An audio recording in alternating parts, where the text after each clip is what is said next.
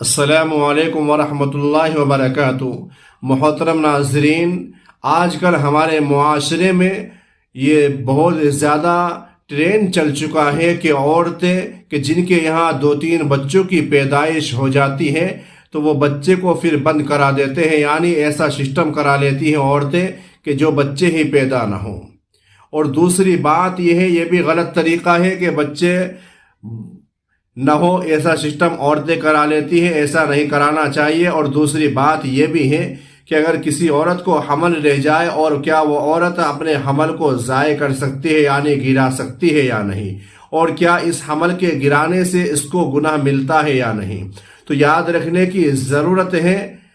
کہ اگر حمل 4 مہینے کا مکمل ہو چکا ہے تو پھر کسی بھی صورت میں اس حمل کو گرانا یہ بالکل بھی جائز نہیں ہے۔ لیکن اگر کسی ماہر ڈاکٹر سے رابطہ کیا ہے اور عورت کی جان کو خطرہ ہے کہ اگر حمل رہ جاتا ہے اور بچہ اگر پیدا ہوتا ہے، بچے کی پیدائش کی وجہ سے عورت کی جان کو خطرہ ہے یا خود بچے کو ہی خطرہ ہے، یا اسی طریقے سے اس عورت کے جو پہلے بچے ہیں ان کی تربیت صحیح سے نہیں ہو پائے گی اگر یہ بچہ جو حمل ٹھہرا ہے اس کی وجہ سے، تو اگر یہ حمل 4 مہینے سے کم کا ہوا ہے تو پھر اس صورت میں اگر عورت کی جان کو خطرہ ہے یا بچوں کی تربیت کا زیادہ اندیشہ ہے تو پھر یہ عورت اس کام کو کر سکتی ہے، یعنی حمل کو ضائع کرا سکتی ہے۔ لیکن بہتر اور اچھا یہی ہے کہ اپنے حمل کو ضائع نہ کرے، اپنے حمل کو بالکل بھی نہ گرائے۔ لیکن اگر اس طریقے کا کوئی بھی مسئلہ نہیں ہے، یعنی نہ ہی عورت کی جان کو خطرہ ہے اور نہ ہی بچوں کی تربیت کا کوئی مسئلہ ہے، اور یہ عورت اگر جان بوجھ کر اپنے حمل کو ضائع کر رہی ہے، اپنے حمل کو گرا رہی ہے کوئی دوا لے کر کے یا کسی دوسرے طریقے سے، تو پھر اس صورت میں یہ بالکل ناجائز ہے، اگرچہ حمل 4 مہینے سے کم کا ہو یا 4 مہینے کا ہو چکا ہو۔ آج کل کی عورتیں ایسا ہی کرتی ہیں کہ پرہیز نہیں کرتی ہیں، اور پھر جب حمل لے جاتا ہے تو پھر حمل لے جانے کی صورت میں وہ عورتیں طرح طرح کی دوائیوں کا استعمال کرتی ہیں، طرح طرح کی چیزیں وہ اپناتی ہیں، طرح طرح کی وہ دوائیوں کو استعمال کرتی ہیں، طرح طرح کی دوائیوں کو وہ کھاتی ہے کہ جن کی وجہ سے ان کا حمل یہ ضائع ہو جائے، جس کی وجہ سے ان کا حمل یہ برباد ہو جائے، خراب ہو جائے، ختم ہو جائے۔ اس چیز کو لے کر پھر وہ عورتیں یہ کام کرتی ہیں۔ تو یاد رکھنے کی ضرورت ہے کہ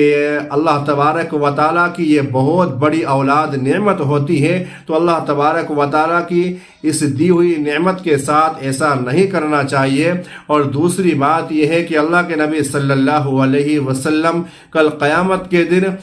اپنی امت کے زیادہ ہونے پر بہت فخر کریں گے۔ تو اس چیز کو بھی یاد رکھنے کی ضرورت ہے کہ اگر کوئی عورت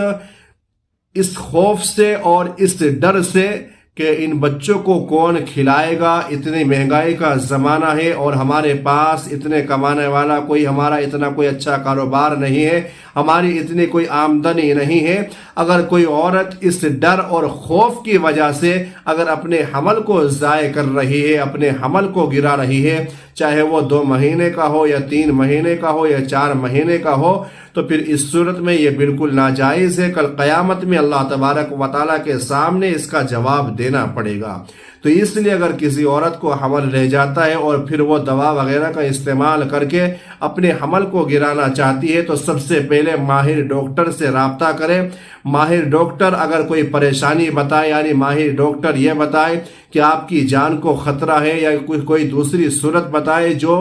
صورت بالکل ٹھیک ہو، تو پھر اس میں مسئلہ دوسرا ہے۔ لیکن اگر اس ڈر اور خوف کی وجہ سے کہ ان بچوں کو کون کر کے کھلائے گا، ہمارے یہاں اتنی ساری لڑکیاں پیدا ہو چکی ہیں، جیسا کہ آج کل کی عورتیں یہ سوچتی ہیں کہ ہمارے 10 بچے ہیں یا ہمارے 5 بچے ہیں، 5 لڑکیاں ہیں، ان کی شادی بیاہ کرنی ہے، اتنی مہنگائی کا زمانہ ہے، کون ان کا خرچ اٹھائے گا، کون ان کے اخراجات کو اٹھائے گا، اور کمانے والا صرف ان کا ایک باپ ہی ہے، اور باپ کا بھی اتنا کوئی اچھا کاروبار نہیں ہے۔ اگر کوئی عورت اس ڈر اور خوف کی وجہ سے اپنے حمل کو ضائع کر رہی ہے تو یہ بالکل ناجائز ہے۔ کل قیامت میں اللہ تبارک و تعالیٰ اس کو ضرور پوچھ لے گا، اس لیے کوئی بھی عورت اپنے حمل کو ضائع نہ کرے اس ڈر اور خوف کی وجہ سے۔